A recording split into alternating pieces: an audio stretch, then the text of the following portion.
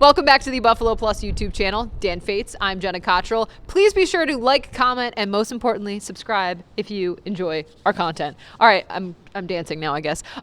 Bills with a big matchup against the Panthers. And I say big matchup because we know what's at stake. This Bills team, they need to win. They need to win now and consistently if they want to get into the playoffs. Josh Allen today, we got to see him with our own eyes at practice. What did you see? He looked fine. And I mean, we weren't seeing a ton. He did have his ankle wrapped. You could kind of see between, he was wearing sweatpants and just above where his pants were and the cleats, at the bottom, you could tell that one of his ankles was wrapped up heavily. I thought he moved around just fine. Yeah. Again, he's not going to do a ton of stuff, and a lot of the work was away from us. That's all planned. They don't want him to be as near us as cameras, and again, we're all going to break it down. The one thing I will say is I thought Josh Allen probably looked, if I'm not a doctor, in the words of Rex Ryan, maybe 80% is what maybe I thought he would. Again, very light work. Yeah. Didn't see him running. He did have a somewhat of a race with Davis Webb at the beginning of practice. Very light race to get to the spot.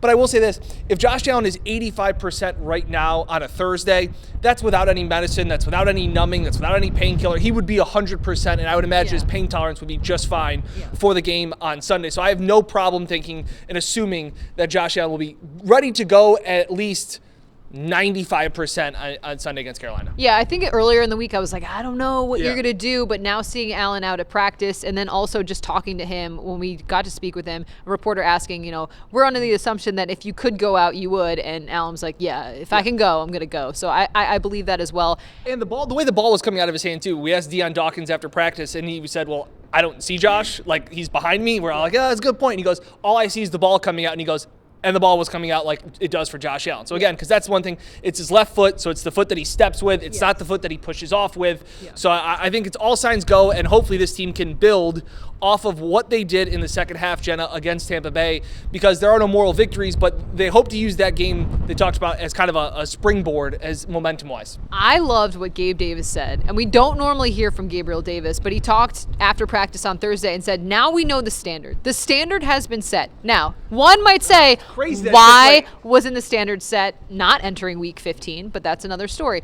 But I think that this team does have a lot of positives that they can build off of. But I loved your question to Dion Dawkins because I think it's where a lot of Bills fans kind of mentally are at. Yeah, I asked Dion, it was on our podcast, which is also up on the Buffalo Plus YouTube channel. Check it out.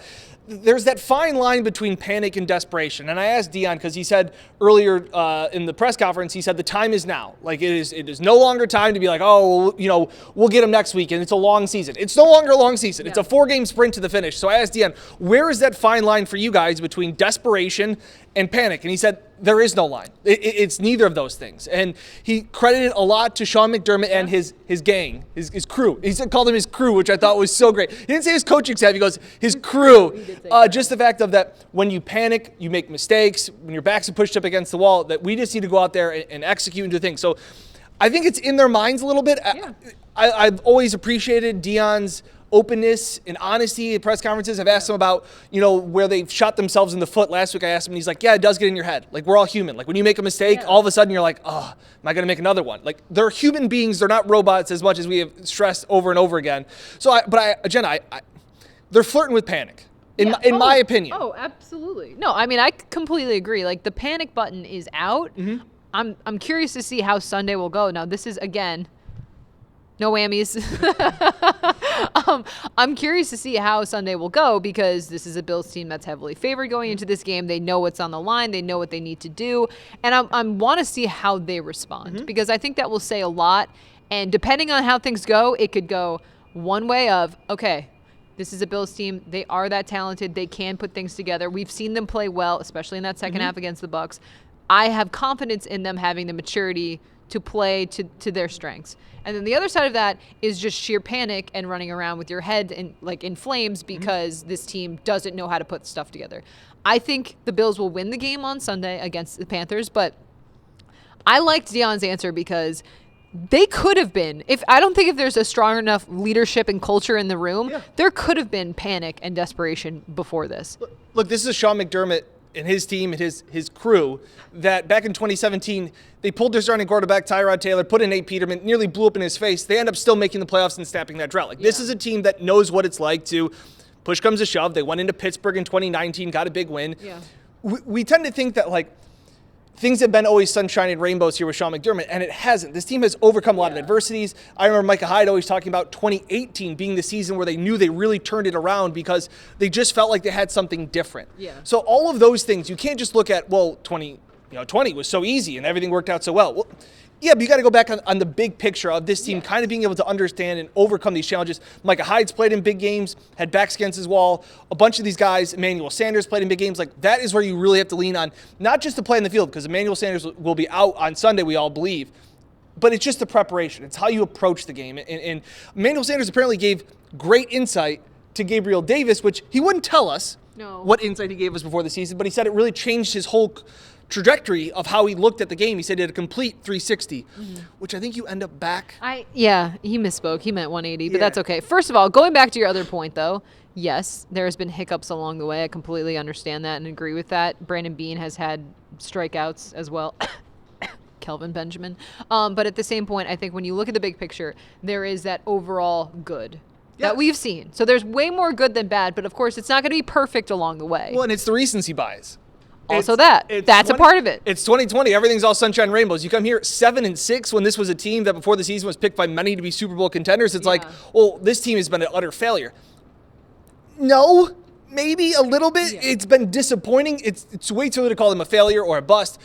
That can kind of be decided by these last 4 games. Yeah. No, I completely agree. And I think if they make the playoffs, then it's a different story. But we have to see what the results are. But I will say, you talked about Emmanuel Sanders giving some some advice to Gabriel Davis. A guy that had a bigger role last year, kind of has been more sidelined this year because of Emmanuel Sanders. But now with Sanders, like you said, we don't really think he will play, dealing with a knee injury. Yep. Gabriel Davis wouldn't say what that advice that Sanders gave him was, which I understand why, because he said it's made him a better receiver. Yep. So, of course, you're not going to be giving out trade secrets to the media. But at the same point, I'm excited to see what Gabriel Davis will do with a more expanded role. He talks about you don't ever want to see a guy go down in front of you, but at the same point, he's put in a lot of work. And I think of that Colts game and some of those catches he made in the playoffs and how big of a moment that was, even the 4th down against the Bucs, I get why Emmanuel Sanders was starting over him and had a more increased role, but at the same point, I'm excited to see what Gabriel Davis can do, because I think he has a lot of potential, and I think we haven't seen that much out of him this year just because of those limited snaps. You have been a big proponent and a big fan of Gabriel Davis going back to the offseason and thinking that he this bigger role. A lot has been made this last 2 weeks when he caught the touchdown in Tampa Bay, had a touchdown, I believe, the week before as well, and just the fact of, well, are you frustrated? Are you Are you mad that you're not playing?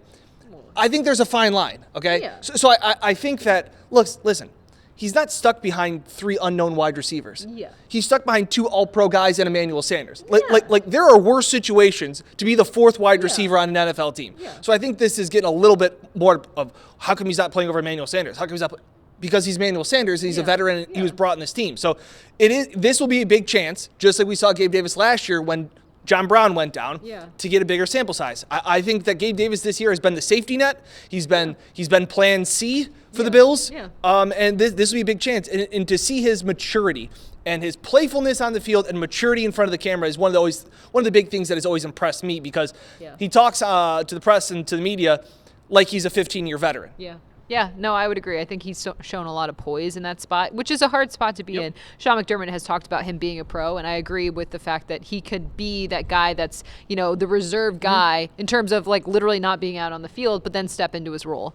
I understand why he didn't play as much, but I'm excited to see what he can do with the opportunities that he had. And I thought he had a really good, honest answer. Was asked about the 4th down conversion he had in Tampa Bay. 4th and 3, Josh's pass pulled him in front of the sticks, and he pretty much had to carry a Bucs defender past the 6 for the 1st down. He said that it came out that Gabe went up to Josh after the play and thanked him for giving him that opportunity. And obviously he did it. And he was asked about, why would you thank him? And he's like, you guys don't understand what it's like. Yeah. And that's what I try to convey on this page, is just to understand, we're doing one job, fans are doing another, and these players have enormous responsibility. And he goes, to get an opportunity in that spot with the game on the line and to go one-on-one with another grown man, freak athlete, in front of millions of people, And to do it, he goes, you'll never understand that feeling. No, I will never understand that feeling.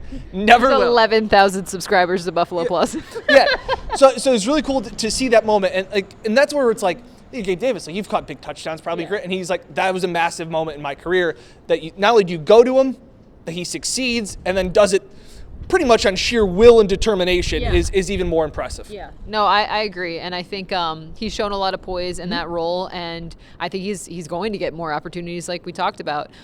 It's going to be a good game on Sunday because I say that in terms of we're going to see what this Bills team can do. They've been consistently inconsistent. They need to string together wins. It starts with a team that they can absolutely beat. And on Sunday, I'm curious which Bills team we see. I have a feeling, an inkling, it'll be the more high-flying one or the more explosive team. That's the hope, I guess. And I know obviously a lot of Bills fans expect that, but this is where you make your money. Yeah. And this is where you lean again on Brian Daboll. I thought he had the keys to run what kind of offense he wanted to, especially throughout the entire game of Tampa. It didn't work out in the first half. It worked out well in the second half. But just to kind of keep doing that, whether it's a couple more screens, whether it's a couple more, look, Josh probably isn't going to run as much because of the foot. We would imagine. So it's more quicker passes. It's more wide receiver bubble screens. All of those things, that is where Brian Daboll is going to be up late into the night trying to figure out new ways because the rushing attack, this balanced attack hasn't been it. So to try and find other ways to gain those short yardages, to get in front of the sticks, to not have 2nd and 15s and to have 2nd and 4s. Yeah. That's what he needs to find and just press a couple more of those buttons. I was wondering how long we would get to before we talked about the rushing attack. Just about done. Okay. About 8 minutes. Okay. Yeah. It's good for you. Yeah, I held myself well. All right. For Tan, I'm Jenna. Please be sure to like, comment, and subscribe. And I know we talk about it, but it really does help our channel. We have a lot of fun with this, arguing, if you can't tell. Thank you for watching. We'll have more pre-game, post-game coverage. You can find it all on the Buffalo Plus YouTube channel.